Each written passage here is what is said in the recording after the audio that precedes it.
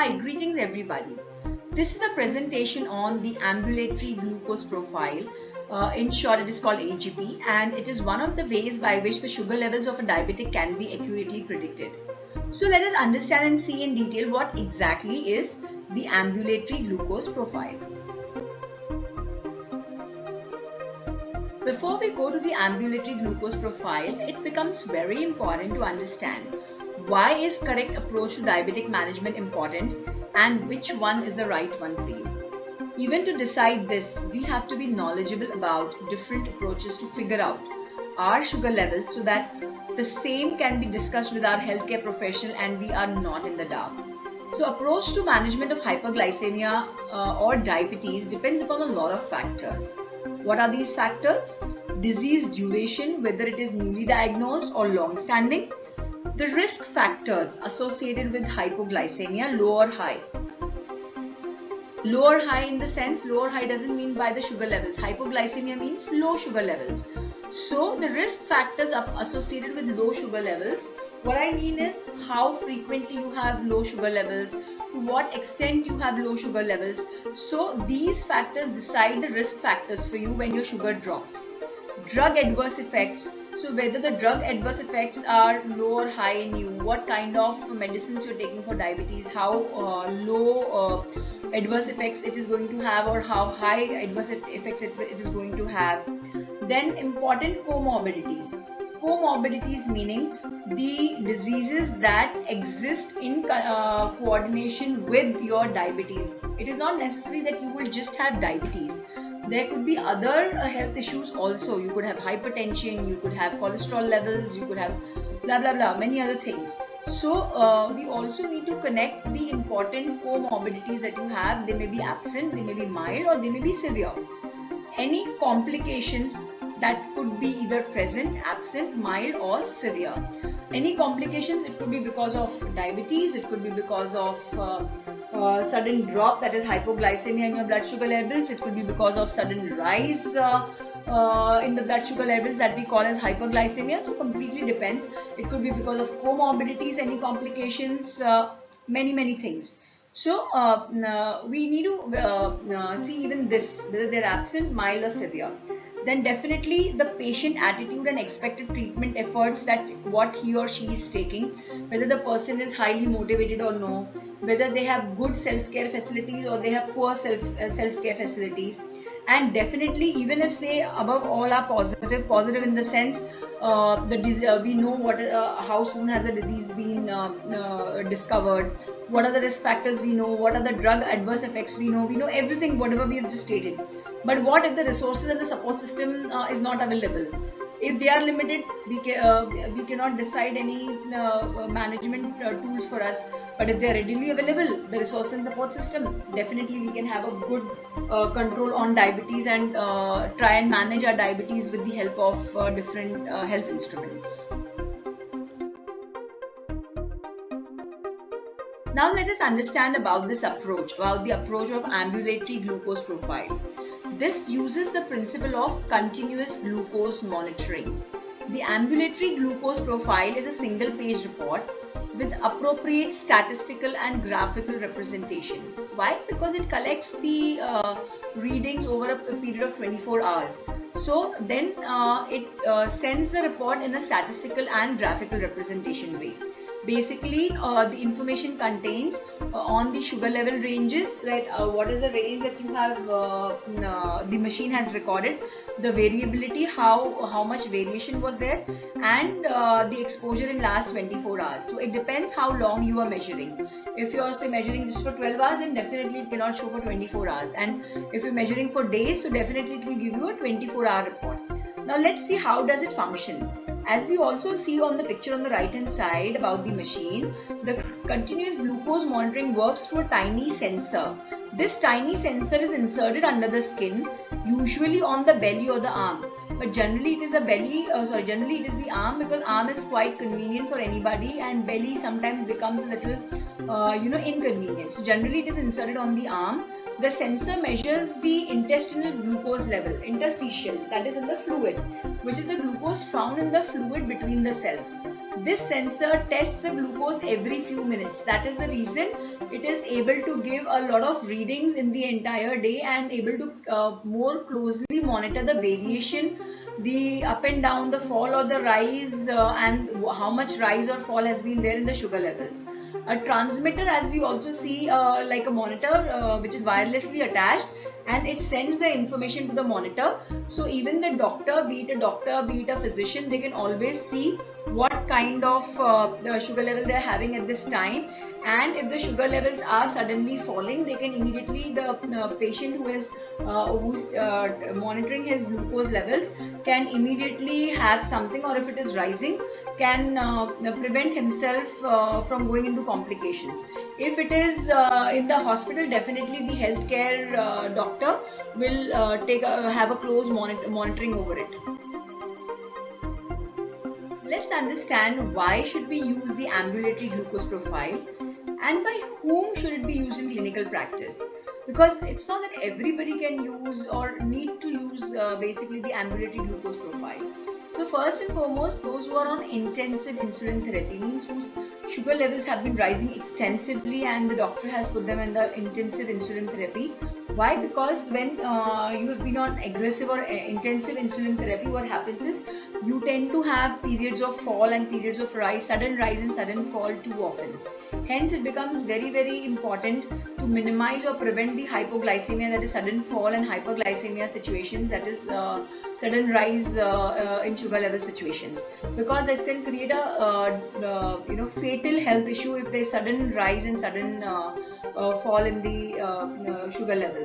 Also, it gives the ability to create a complete picture of the patient's glucose status throughout day and night for X amount of days.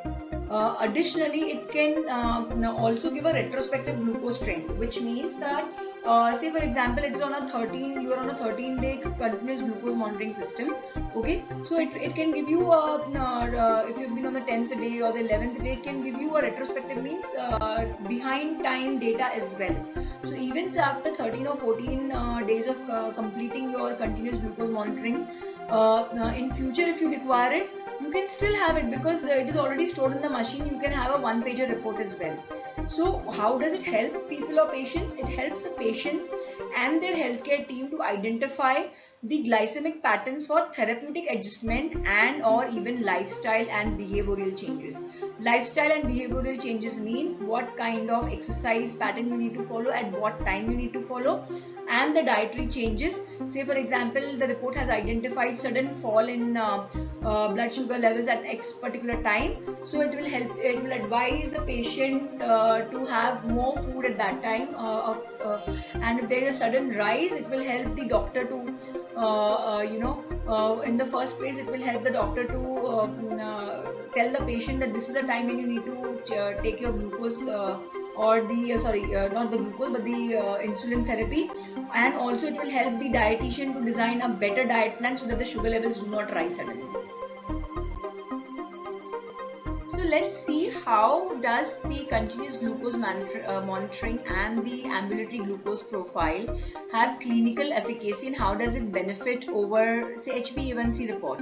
We're all familiar with the HbA1c report, which is a 3-month average report. So what is the benefit? The main benefit is that HbA1c does not record minute to minute rise or fall in your sugar levels. So if you have a tendency to have sudden rise and sudden fall in sugar levels, the HbA1c will not give you. The HbA1c is only going to give you a 3-month average, whether you have been maintaining your sugar levels properly or no. And what does the ambulatory glucose profile does, or what is the function of the continuous glucose monitoring? It gives you the magnitude and frequency of intraday and interday glucose fluctuations, which the HbA1c definitely fails. So again, I repeat, in cases of where people are under intensive insulin therapy, it will be good for them if they go on a 13-day, day, whatever time frame their healthcare doctor has mentioned to them, if they do this monitoring, it will really help them. Now let's see, here is an example of different terminologies that are being used in the AGP report, that is the ambulatory glucose profile report, and how is it shown by the continuous glucose monitoring system. So I will be explaining you here the different terminologies and also why it is important.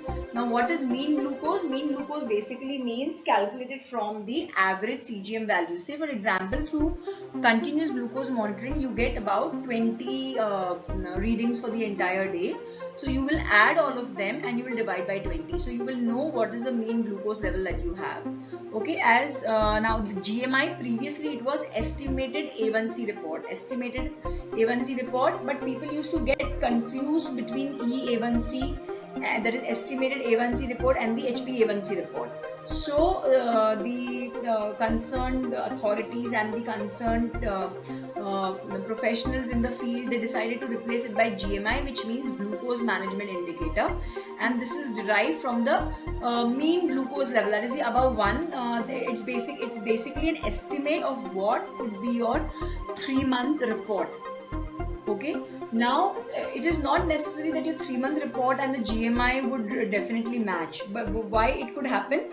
Because say for example, if a person is suffering from some kind of health red blood cell issue, it could be either very low or very high vitamin B12, it could be some of the red blood cell diseases that the person could be suffering from, so it could differ. Otherwise generally it doesn't differ. Now also, then the next part is percentage of time in hyperglycemic range. Hyperglycemic range means high level of sugar. So before we go ahead reading that, let's understand what happens when there is high level of sugar in our blood. When glucose builds up in the bloodstream, the blood glucose levels, they start rising. It could be sudden rise as well. Now if there is long-term high blood sugar level in our blood, this can cause damages to the organs, nerves and blood vessels. And if it goes untreated, it could be dangerous because it might lead to a serious condition called ketoacidosis. Ketoacidosis basically means building up of ketones in the body due to extremely high level of ketones. Remember, as I just mentioned, that it can cause damage to the organs. So what kind of damage to the organs can happen? There is a likelihood that serious diabetic complications could lead to heart diseases, blindness, neuropathy and even kidney failure for that matter. Generally, if you see people who are on dialysis, many of them, if it is not due to alcohol or not due to anything else, it is one of the primary reasons that people with high diabetes have kidney failures. Also, people with high diabetes, as we just saw, can develop ketoacidosis. I explained what is ketoacidosis and why does that happen. Because of poorly functioning of insulin. It may be either poorly functioning of insulin, or the diet is so much high in sugar that the insulin that one is taking is not sufficient, and when this happens, the ketone levels are not in check, and then it can rise to dangerous levels very quickly, and this is what is called diabetic ketoacidosis, and it can lead to coma or death in extremely serious conditions. So it is very important to understand the hyperglycemic ranges. The time in target range is generally between 70 to 180, which is measured in milligrams per deciliter. Secondly, the level 1 high that is considered is between 181 to 250, that is the level 1 high, and level 2 high is very high, that is above 250. So it is very important for us to maintain the time in target range for ourselves, so that we do not suffer, or we suffer very less from the complications. Now this report also measures the percentage of time in hypoglycemic range. What do we understand by hypoglycemic range? Which means when the sugar level drops. So when sugar levels falls, the body releases stress hormones like cortisol to counter it, because even if the sugar level is falling, there is a kind of stress on the body. right? So this would lead to certain kind of symptoms like, you will feel extremely weak, extremely hungry. There could be palpitations, बोलते हैं ना घबराहट हो जाती है. There could be profuse sweating, dizziness. We all are familiar with these kind of symptoms that might happen. But what if there is severe hypoglycemia or severe fall down in sugar levels?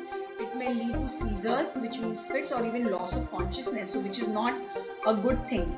Hence, to avoid such situations, it is important that we need to get this recorded. We need to keep a tab of it, and that is where continuous glucose monitoring systems definitely help. So let's see what are normal levels. We've already seen time in target range, which is between 70 to 180. So level 1 low is between 54 to 69, and very low is below 54. So it is very, very important. If people have very high fluctuations in these kind of levels, then they should definitely go for continuous glucose monitoring system, so that it is monitored and a definite health plan can be designed for them. Again, glucose variability, as we know, we have seen that glucose variability is how variable the low and high could be. It could be stable, it could be unstable. So considering today's lifestyle, there are 3 time periods which has been designed for, in fact 2 timings which have been designed for complete evaluation. Definitely, as we have seen that it's a 24 hours evaluation time, that is from 12 a.m. to 12 a.m. or 11:59 p.m. Okay, but there are 2 timings that have been specified. One is the wake up time. Generally, it is considered that people wake up at 6 a.m. and people sleep at 11:59 p.m. So the timing that is considered is specifically sleep timing between 12 a.m. to 5:59 a.m.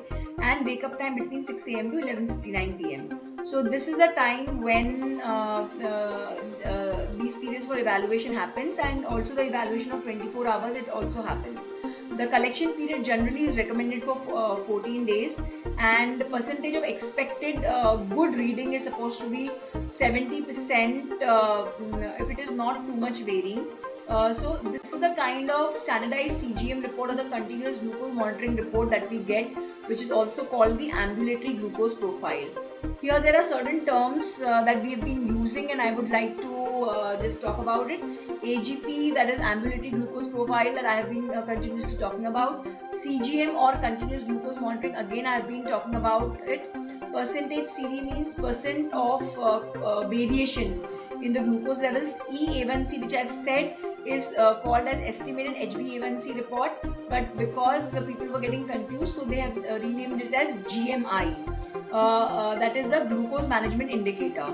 Then GB is glucose variability. HbA1c we know is glycated hemoglobin, and TIR is time in range, time in target range, that this is the target range of your blood glucose level that one should have.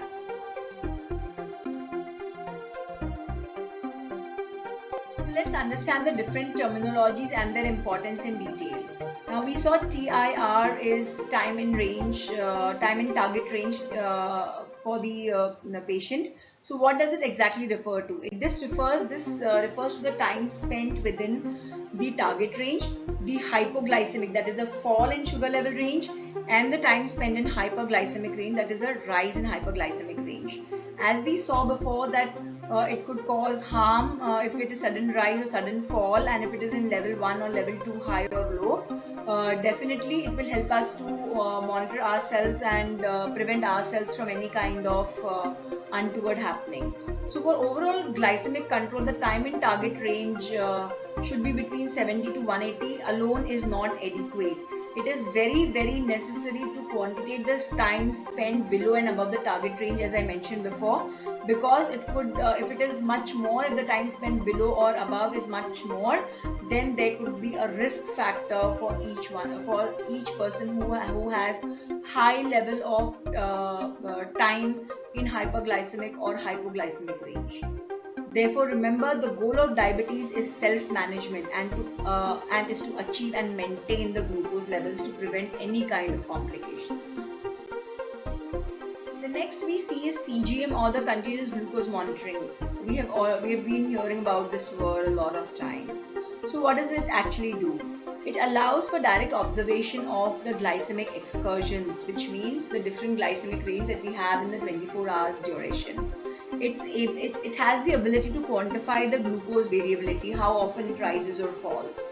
Say for example, the analysis of CGM data in comparison to blood glucose data showed a strong correlation time spent in hypoglycemia and also the time spent in hyperglycemia.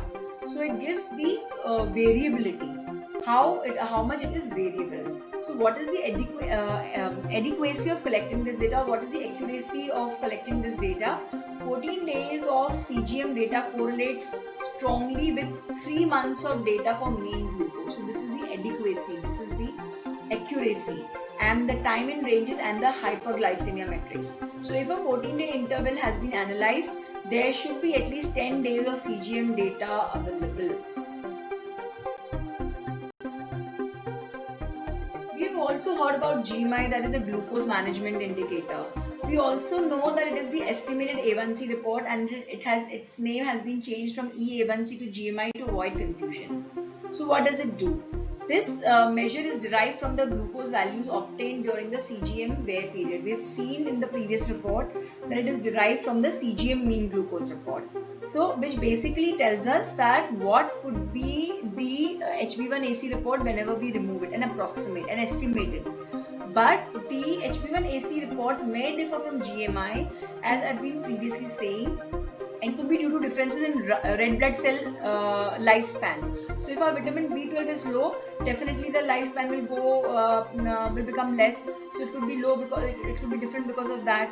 There could be some diseases of the hemoglobin or of the red blood cell, because of, again, there may be a difference in the GMI and the HbA1c report. So factors affecting glucose control during the CGM measurements, like illness. Say if you're sick and your blood is due to whatever XYZ reason, the RBCs are getting destroyed, significant change in the diet or exercise habits, or certain medications such as corticosteroids, which could differ these readings. So here's a sample of the ambulatory glucose profile report. Just let us see what it is showing. Say now this shows that somebody has been monitored from 26 February 2019 to 10th March, which gives it 13 days, and the percent time this machine was active was 99.9%, so which means almost 100% it was an active one. Now what is the glucose range or the target range it is showing?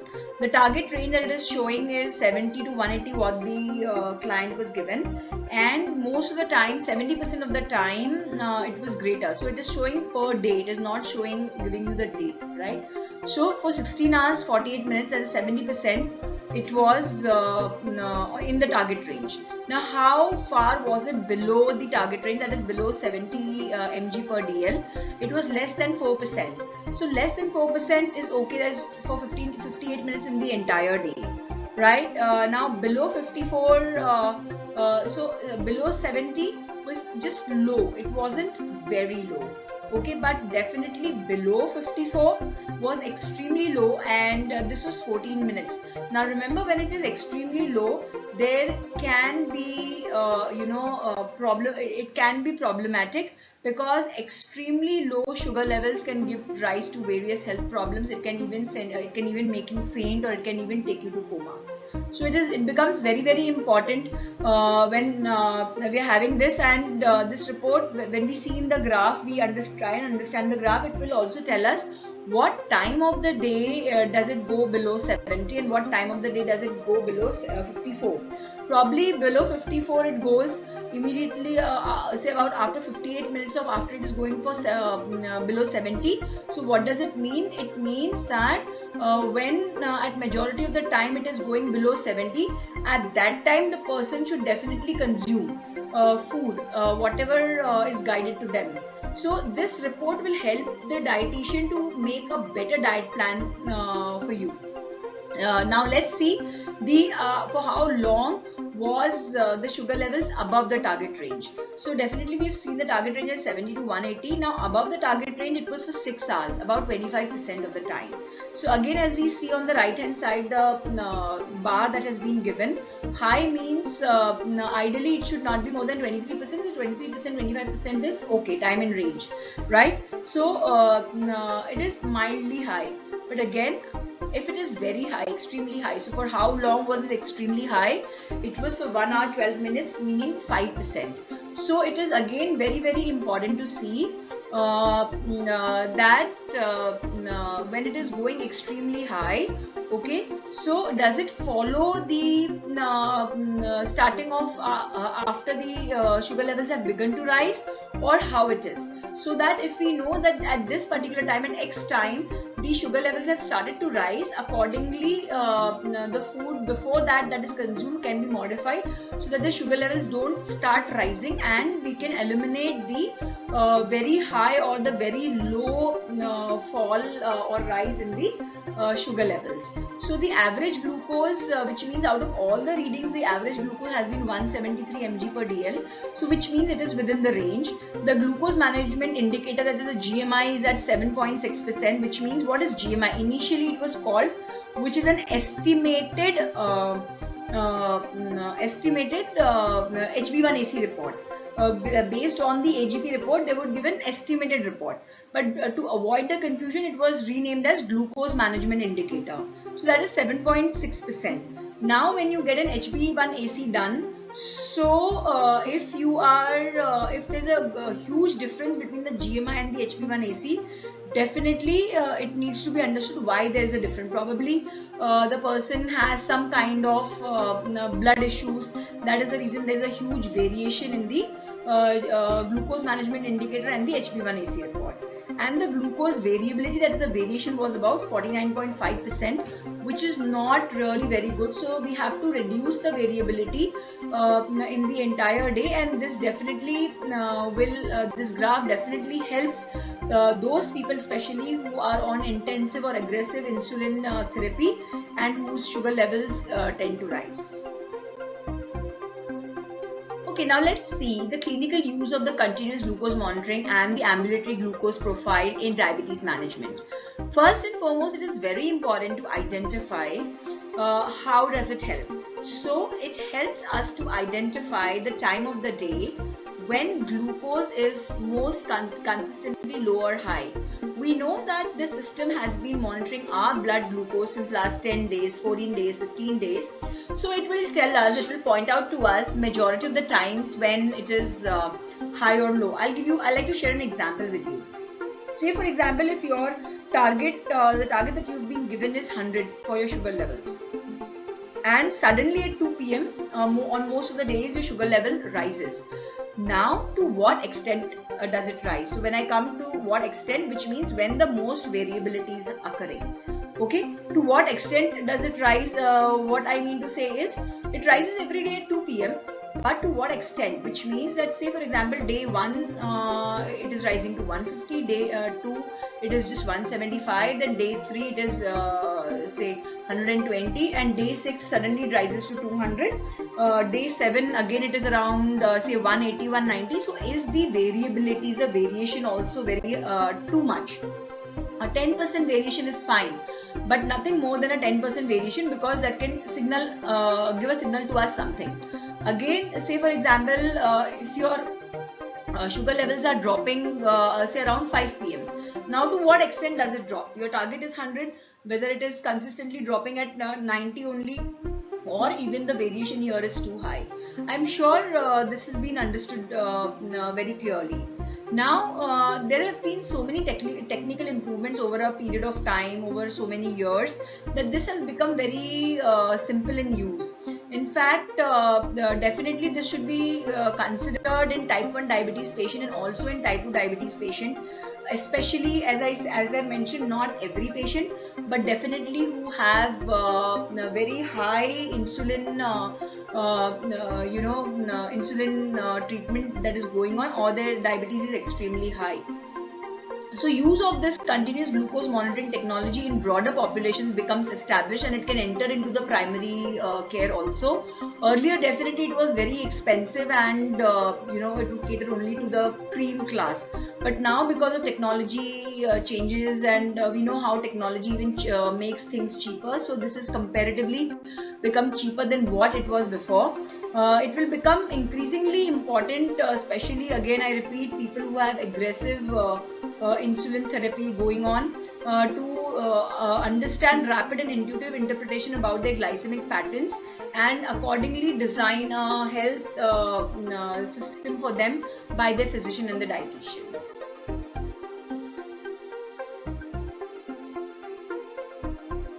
So after we have understood so much about, after we have read so much about the ambulatory glucose profile, I just wanted to share a picture of the report, that how it looked like. You will definitely need an expertise and complete understanding to read the AGP report. However, just to understand the various meanings and what the report actually tries to show, I am just taking you through a picture.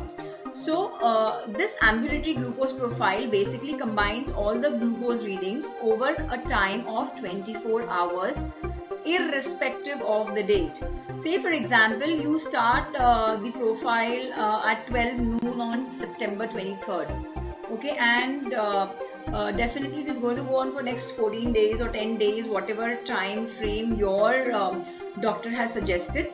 Okay, so what it is going to do, it is not going to say, it is not going to show that 23rd September 12 noon to 11:59 p.m. No, it is going to consider a 24-hour time frame, that is from 12 noon on day 1 till 11:59 a.m. on the other day. So that is going to be 24 hours for the AGP report.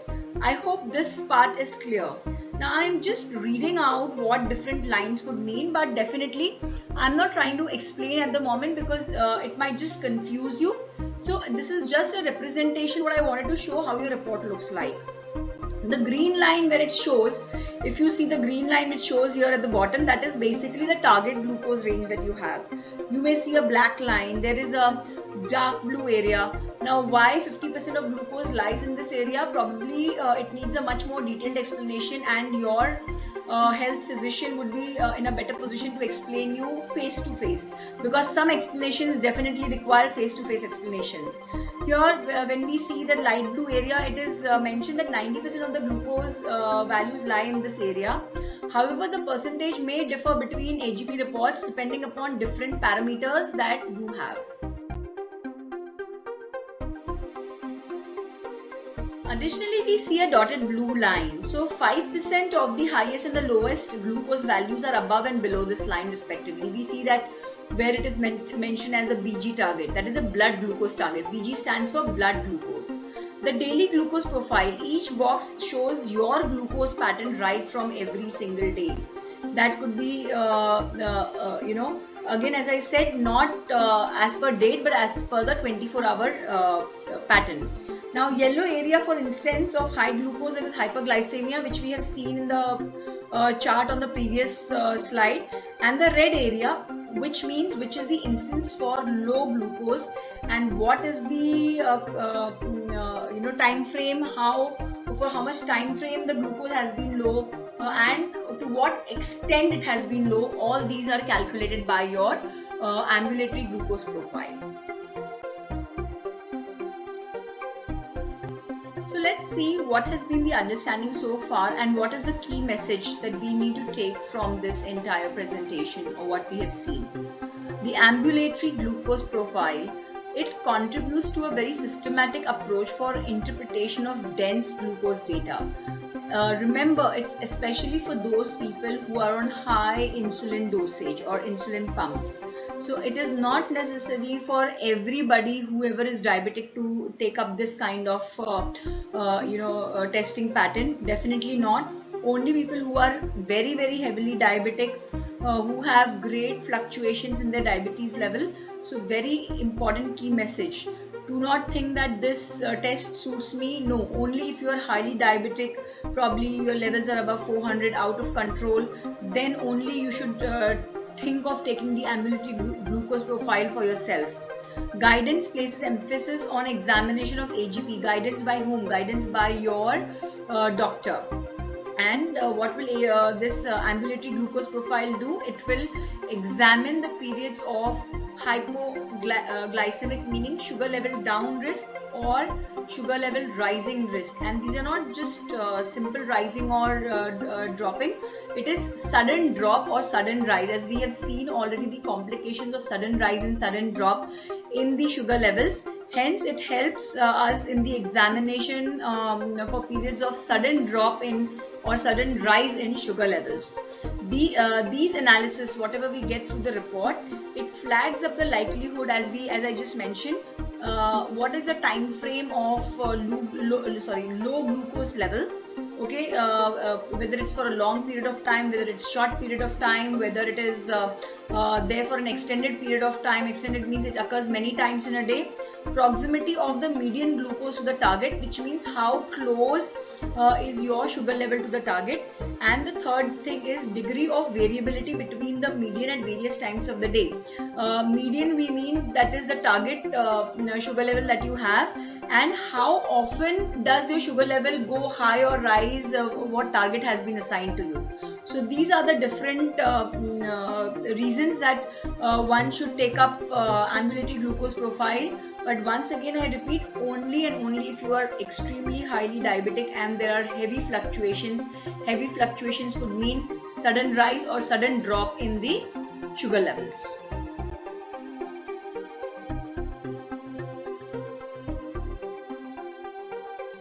Thank you for your time for seeing the video. If you feel the information has been useful, please share and like the video with your friends and family.